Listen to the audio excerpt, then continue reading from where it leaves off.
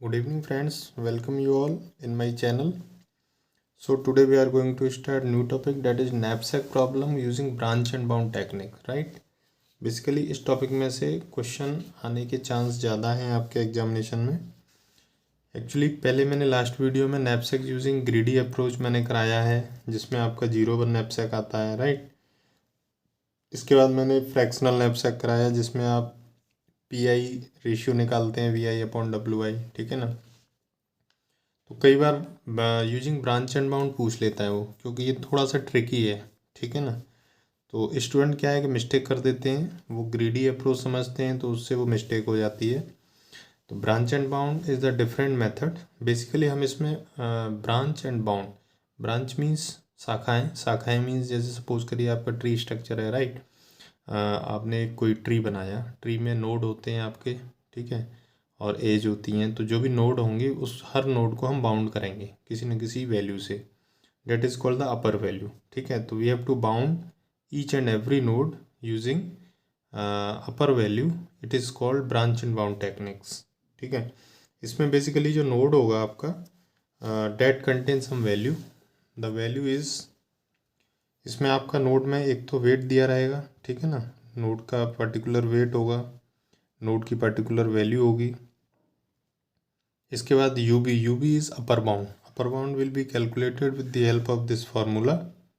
इसको हम ऐसे कैलकुलेट कर लेंगे, UB equal to V small v plus capital W minus small w, bracket close, next bracket VI+1 upon WI+1, ठीक है ना। तो इसमें ये मान के चलिए जो स्मॉल v होगा आपका वो value of the current node होगा, कैपिटल W आपका टोटल कैपेसिटी ऑफ नैपसैक होगा, स्मॉल w आपका weight of the current node होगा, जो भी आपका करंट नोड है उसका वेट होगा, कैपिटल W आपका कैपेसिटी ऑफ नैपसैक रहेगा, जो स्मॉल v होगा value of the current node, ठीक है ना। और VI+1 अपॉन WI+1 का मतलब है आप जिस नोड को कैलकुलेट कर रहे हो उसे नेक्स्ट नोड का वैल्यू और वेट आप कंसीडर करोगे, ठीक है ना। जो रेशियो होगा वो नेक्स्ट नोड का आएगा, करंट नोड का रेशियो नहीं आएगा, बस ये चीज़ इसमें इम्पोर्टेंट है। बाकी इसके न्यूमेरिकल पर चलते हैं डायरेक्ट हम।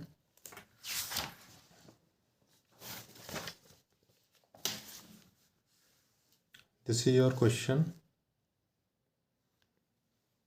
आया हुआ क्वेश्चन है, ध्यान से देखिएगा, इम्पोर्टेंट है। Consider 3 items along with their respective weight and values. 3 item दिए हुए हैं आपके, I1 I2 I3। वेट दिया है आपका 543, वैल्यू दी है 654। ये वही क्वेश्चन है जो मैंने ग्रीडी से नैपसैक यूजिंग ग्रीडी अप्रोच बताया था, ठीक है ना। तो वहाँ पर हम 3 केस लगाते थे, arrange the item according their value, arrange the item according their weight, और इससे होता था अदरवाइज आपका फ्रैक्शनल में जाते थे तो PI इक्वल टू VI/WI निकालते थे, ठीक है ना। उसको ऑर्डर में अरेंज करने के बाद में हम उसको फिल करते थे नैपसैक को, ठीक है। तो वो तो ग्रीडी अप्रोच रही। अब यहाँ पर हमें आपका ब्रांच एंड बाउंड टेक्निक है, तो हमें हर नोड को बाउंड करना पड़ेगा किसी न किसी वैल्यू से। टोटल कैपेसिटी आपकी W=7 दी हुई है। इसमें हम सबसे पहले क्या करेंगे, देखिए, सबसे पहले हम टेबल बना लेंगे। This is items I1 I2 I3। Wait का एक कॉलम आ जाएगा, एक वैल्यू का कॉलम आ जाएगा, और एक आपका रेशियो VI/WI, ठीक है। तो VI/WI 6/5 1.2, 5/4 1.25, 4/3 1.3, तो इस तरीके से आ जाएगा। इसके बाद हम जो टेबल है हमारी उसको डिक्रीजिंग ऑर्डर ऑफ वैल्यू पर वेट रेशियो VI/WI के डिक्रीजिंग ऑर्डर में उसको हम अरेंज कर लेंगे, ठीक है। तो इसमें डिक्रीजिंग ऑर्डर में सबसे बड़ी वैल्यू 1.3 है, तो पहले 1.3 आ जाएगा, 1.343 आइटम I3, पहले ये वाली वैल्यू आ जाएगी। इसके बाद 1.25 1.25 54 I2, ठीक है। इसके बाद 1.2 वाला रो आ जाएगी पूरी, 1.265 I1। तो इस टेबल को मैंने डिक्रीजिंग ऑर्डर, ये ध्यान रखना हमेशा, डिक्रीजिंग ऑर्डर में आपको, किसके डिक्रीजिंग ऑर्डर में, VI/WI के डिक्रीजिंग ऑर्डर में टेबल को हम अरेंज कर लेंगे। Now we calculate the root node. अब हमें यहाँ से रूट नोड कैलकुलेट करना है। मैंने अभी अभी बताया था जो भी नोड होता है उसकी जो वैल्यू होती हैं, आपका वेट होगा, वैल्यू होगी और अपर बाउंड हम कैलकुलेट करेंगे। ठीक है, अपर बाउंड का फॉर्मूला हमें पता ही है। तो रूट नोड में सबसे पहले जब हम रूट नोड की बात करेंगे तो अभी हमने कोई आइटम चूज़ किया नहीं है, तो इसीलिए हमारा जो वैल्यू है वो भी जीरो होगा और वेट भी हमारा जीरो होगा। इनिशियली में आपका वी और डब्ल्यू दोनों जीरो रहेंगे। ठीक है, अब बात आती है रेशियो की। तो जो हम रेशियो लेंगे इसमें, तो अभी आइटम हमने कोई चूज़ ही नहीं किया, तो हमारा जो फर्स्ट वाला आइटम है उसका रेशियो आएगा डेट इज़ 1.3। ठीक है ना, क्योंकि टेबल हमारी ये हो गई ना ऑर्डर में अरेंज होने के बाद, तो 1.3 यहाँ पर आएगा। तो ये आ जाएगा आपका upper bound equal to, upper bound का फॉर्मूला क्या होता है, upper bound equal to V, ये है ना formula, upper bound equal to V plus W minus W V I plus one upon W I plus one. तो v plus W minus W, तो यहाँ पर आ जाएगा v क्या है आपका 0 प्लस w, कैपिटल W मतलब 7, कैपेसिटी आपकी 7 है क्वेश्चन में गिवन है, और माइनस करंट नोड का वेट आपका 0 है, तो -0 इंटू नेक्स्ट वैल्यू मतलब v1 अपॉन W1। ठीक है ना, फर्स्ट आइटम लेंगे क्योंकि ये हम इनिशियली में ले रहे हैं, तो फर्स्ट वाले आइटम का रेशियो आएगा 1.3, तो इसको कैलकुलेट करेंगे तो अपर बाउंड 9.1 आ जाएगा। तो ये हमारा, हम ट्री बनाएंगे, ट्री में हम पहला एक नोड बना लेंगे। ठीक है ना, इसकी वैल्यू होगी 0, 0 नोड, वैल्यू और वेट दोनों 0 होंगे और अपर बाउंड आपका 9.1 यहाँ पर हम लिख देंगे। तो this is one node calculated. अब हम लेफ़्ट में आएंगे, लेफ़्ट में आएंगे तो हम क्या करेंगे, अब देखिए अब हमारा यहाँ से इंसर्शन शुरू होगा 1 बाई 1। तो यहाँ पर हम क्या करेंगे, सबसे पहला आइटम हमारा क्या I3। ठीक है, तो यहाँ पर लिखेंगे हम in3। ठीक है ना, in3, और इधर लिखेंगे राइट में x3।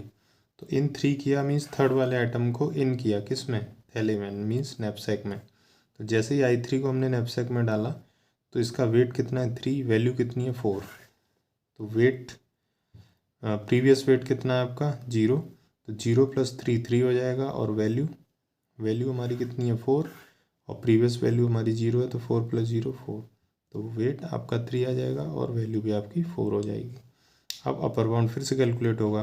अब अपर बाउंड जब हम कैलकुलेट करेंगे इसका, ठीक है ना, तो इसका अपर बाउंड कैलकुलेट करने के लिए हम क्या करेंगे, नेक्स्ट वाले का हमारा रेशियो आएगा, डेट इज़ हमारा, हम I3 की बात कर रहे हैं तो जो रेशियो आएगा वो हमारा नेक्स्ट का आएगा, मीन्स 1.25।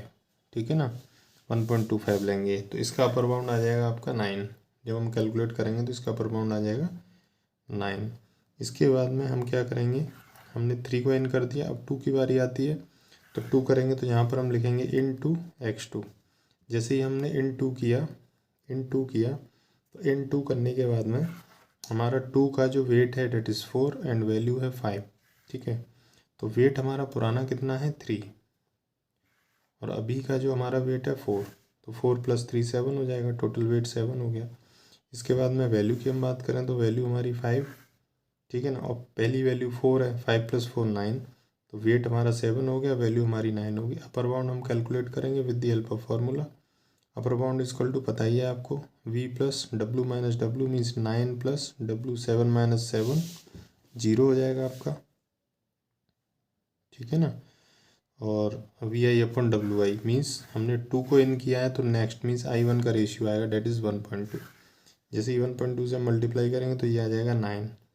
ठीक है, जैसे ही ये 9 आ जाएगा तो हमारा यहाँ पर क्या हो गया, हमारा वैल्यू 9 आ गई। हमें टोटल कैपेसिटी भी ध्यान में रखनी है, डेट इज़ 7। हमारा W इक्वल टू क्या आ गया यहाँ पर 7, और हमारी जो कैपेसिटी थी नैपसैक की वो कितनी थी 7, मीन्स यहाँ पर हमारी वैल्यू निकल के आ गई here W equal to 7। So stop and check for another solution, means एक सॉल्यूशन आपको यहाँ पर मिल चुका है, डेट इज़ सॉल्यूशन 1। ये आपका सॉल्यूशन 1 आपका यहाँ पर मिल चुका है इस नोड पर। क्यों मिल गया, क्योंकि यहाँ पर W इक्वल टू आपका 7 हो गया, और जो कैपेसिटी है नैपसैक की वो भी 7 के बिन है। ठीक है, तो हम इसको आगे नहीं बढ़ाएंगे, अब हम वापस जाएंगे ऊपर नोड पर। अब इसके राइट में आएंगे, राइट में हमने क्या किया था x2। जैसे ही हमने x2 किया था तो x2 मतलब 2 वाला जो आइटम है, देखिए 2 वाले आइटम को क्या किया हमने, x किया, मीन्स इसको नेगलेक्ट किया है, मीन्स 2 को हमने रिजेक्ट किया है, कंसीडर ही नहीं किया। जब 2 को कंसीडर नहीं किया तो यहाँ पर आपका जाहिर सी बात है कि जो आइटम इसके नेक्स्ट वाला है वो क्यू में है, 2 के बाद I1 क्यू में है, तो 2 को रिजेक्ट किया है तो इसका नेक्स्ट वाला ऑटोमेटिकली इन हो जाएगा। ठीक है, तो यहाँ पर देखिए वेट हमारा कितना था, देखिए वेट कितना था पहले 3 और I1 का वेट कितना है 5, तो 5 + 3 8, यहाँ पर वेट हो जाएगा 8। और इसके बाद में जो वैल्यू है हमारी, वैल्यू हमारी यहाँ पर कितनी है 6। ठीक है, ये हमारी वैल्यू है 6, वेट है 5, वैल्यू 6 और प्रीवियस वैल्यू 4, 6 + 4 10, यहाँ पर 10 हो जाएगी। इस तरीके से यहाँ पर 8 और 10 आएगा। अपर बाउंड हम निकालेंगे फॉर्मूले से। ठीक है, अपर बाउंड हम निकालेंगे तो अपर बाउंड में क्या आ जाएगा आपका 10 + 7 - 8 × 1.2, ये आ जाएगा 8.8, यानी अपर बाउंड आ गया आपका 8.8। यहाँ तक सही है। अब देखिए यहाँ W हमारा 8 हो गया, मीन्स एक्सीड कर गया, तो इससे आगे जाएंगे तो और वेट बढ़ेगा घटेगा तो नहीं, तो इसलिए आगे कैलकुलेट करने की नीड ही नहीं है। हम वापस जाएंगे और रूट नोट पर जाएंगे, इसके फिर हम राइट साइड में आएंगे। जैसे हम राइट साइड में आएंगे, राइट में we will check for x3 किया है, मीन्स थर्ड वाले को हमने रिजेक्ट किया है। जैसे ही हमने थर्ड वाले आइटम को रिजेक्ट किया है तो इससे नेक्स्ट वाला आइटम डेट इज़ 2, ये वाला आ जाएगा यहाँ पर।